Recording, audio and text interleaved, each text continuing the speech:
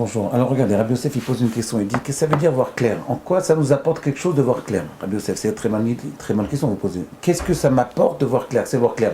J'ai 10 dans chaque cueil, je vois très clair. D'accord. Non, c'est une très bonne question. Vous avez raison, vous avez 10 dans. Qu'est-ce que ça veut dire? Qu'est-ce que ça veut dire voir clair? C'est très bien. Alors je vais vous donner une réponse religieuse. La première elle est pour réponse et après on va expliquer ça un peu mieux. Regardez. Quand quelqu'un étudie la Torah, il commence à voir le monde à travers le filtre de la Torah.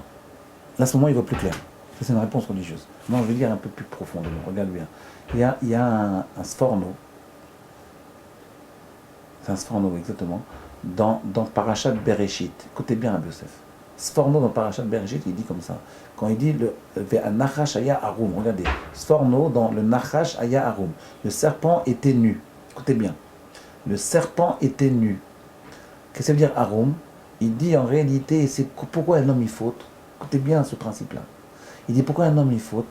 Il dit le Sforno, cette phrase-là. Il dit parce que quoi hamedame rochev al quoi hamit ave ve menape achoto ve adam chote. J'explique. Il dit que dans l'homme il y a deux forces. Il y a la force de la pulsion de l'Avera. Par exemple, un homme il a envie de faire une Avera. Ok. Cette envie de faire la Avera, elle est très limitée chez l'homme. Elle est d'une grandeur moyenne, normale, des fois petite, des fois un peu plus grande. Okay. Si un homme, en réalité, sa tava, ses pulsions négatives, elles étaient normales, d'une dimension normale, et bien l'homme, il pourrait largement les contrôler et ne pas fauter. Même par rapport à toutes les avérantes. Même la chamara, même le fait de manger des choses interdites, le fait de faire des choses interdites, tous les niveaux. Le problème, c'est que le Sforno, il dit, le Kohamedame, l'imagination, la force de l'imaginaire, elle est rochev, elle chevauche le corps amit avait, elle chevauche sa pulsion et elle l'a fait gonfler. Elle la gonfle d'une façon artificielle, d'une façon tellement grosse, tellement grande. L'homme y voit une force tellement grande, il voit une pulsion maintenant qui est complètement démesurée. Il se dit je ne pourrais pas résister à cette pulsion-là. Il ne peut pas résister, il est obligé de voler, il est obligé de manger, il est obligé de faire cette avéra. Pourquoi? Je ne peux pas. Vous voyez, des fois, l'homme il se dit, je ne peux pas faire cette avéra. Mais elle est tellement forte, elle est tellement grande qu'il ne peut pas résister. Mais en réalité, c'est faux. Il ne voit pas clair. Il n'a pas compris, en fait, c'est l'imaginaire qui a gonflé la pulsion. Et il n'a pas compris que c'est l'imaginaire qui a fait gonfler la pulsion. Et quand on est la pulsion, si on la voit d'une façon claire, elle n'est pas si grande. Il peut largement la dominer. Vous comprenez, Rabbi Yosef? C'est ça que ça veut dire. C'est qu'en réalité, quand on voit clair, on fait moins d'avérotes.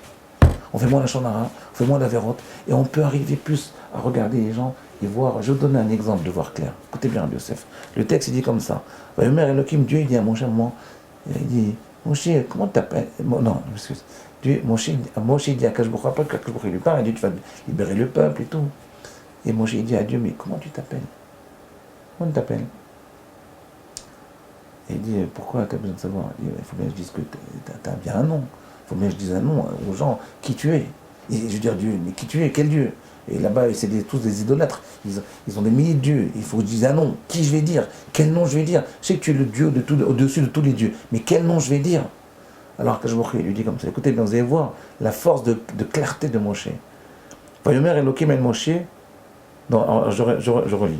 Il dit, Shalachan elechem amrou limashmo. Ils vont me dire, Dieu t'a envoyé, mais ils vont me dire quel est son nom. Maomer Lahem, qu'est-ce que je vais leur dire? Vayomer Elohim, Dieu il a dit à Moshe, et qui est Asher et qui est. Et yé Asher et yé. Et qui est Asher et qui est.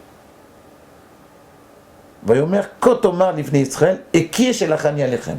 Au début il lui dit, je m'appelle Eki Asher et qui est.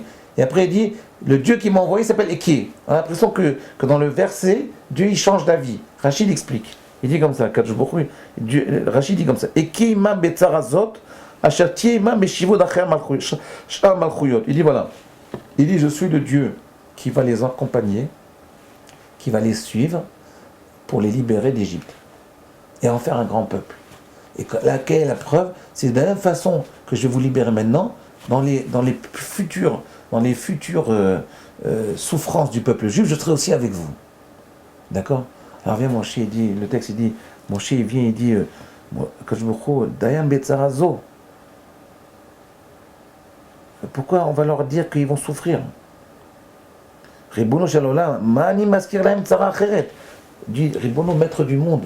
Dieu dit à Moshe, il dit à Dieu, mais maître du monde, pourquoi tu leur parles maintenant des autres souffrances? Que tu as besoin de leur parler maintenant des souffrances qu'on va vivre après.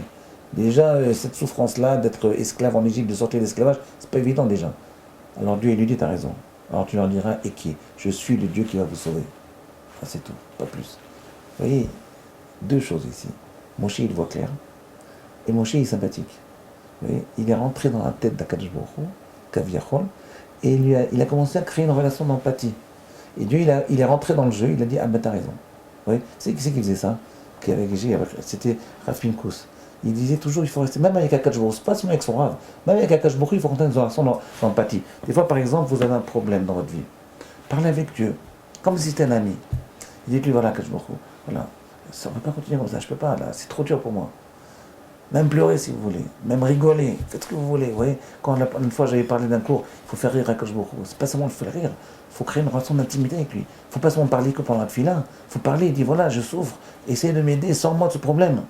En échange, je te donnerai ça.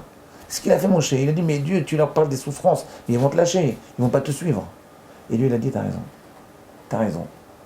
Ok, on ne leur parle pas des souffrances. Vous voyez, c'est ça. Ici, on voit les deux notions. Première notion, Moshe, il va clair. Même, il peut même corriger. Après, on va me dire, mais que ça veut dire corriger un Akadosh Baruch Hu? C'est pas corriger un Akadosh Baruch Hu. Akadosh Baruch Hu, il laisse l'homme s'approcher. Il laisse l'homme décider. C'est Akadosh Baruch Hu, il donne libre arbitre, puis après, il laisse l'homme s'approcher. Ce que tu veux, toi, l'homme, moi, je te suis. Moi, je te propose un truc. Après, toi, tu dis, c'est mieux comme ça, parce que c'est ton niveau. Ok, on continue à ton niveau. Je te suis. Akadosh Baruch Hu, il suit l'homme. Voilà. À demain.